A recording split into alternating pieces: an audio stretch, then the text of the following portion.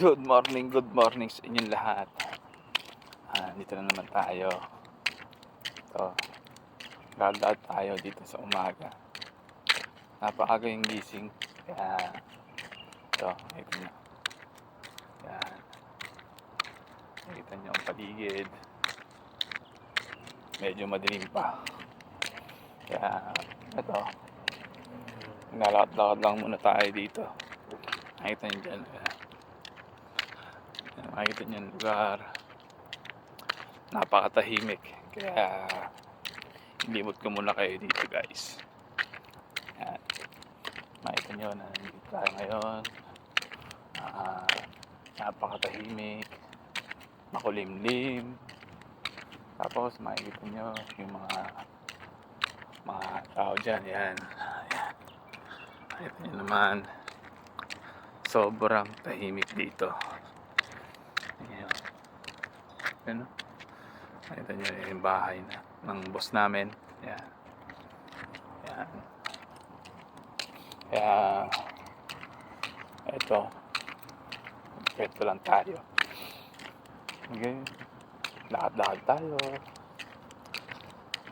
Kasi ito na lang yung magiging hobby, paglalakad. Tapos nakikita nyo rin yung lugar dito. Next time ipakikita ko naman sa inyo yung pinagjajagingan ng bawat tao dito, Saudi man or foreign. Makikita nyo rin dito. Yan. Ito yung bahay dyan. Yan. Tapos may ginagawa dyan. Yan.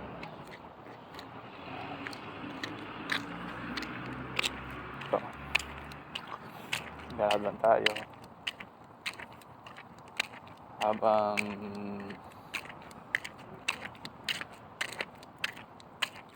naglalakad. Ganito lang. Ito lang ang buhay namin dito. Ito yung buhay ng isang OFW.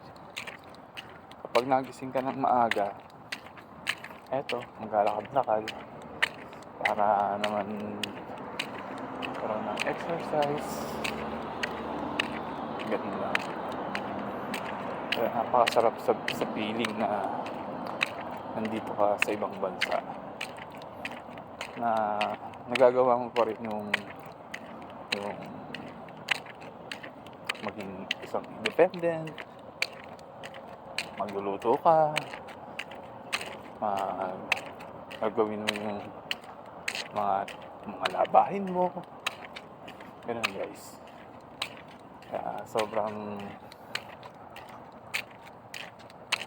thankful naman na nakapunta ako sa Saudi Arabia. Kaya, guys, watch nyo lang ang aking mga video.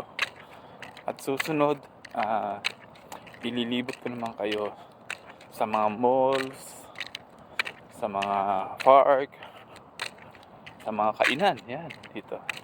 Kaya, guys, susunod na video, bigyan mo naman ng isang like yan at isang lapag mo naman na comment na saan ba gusto mong makita dito sa Saudi Arabia. Salamat. Bye.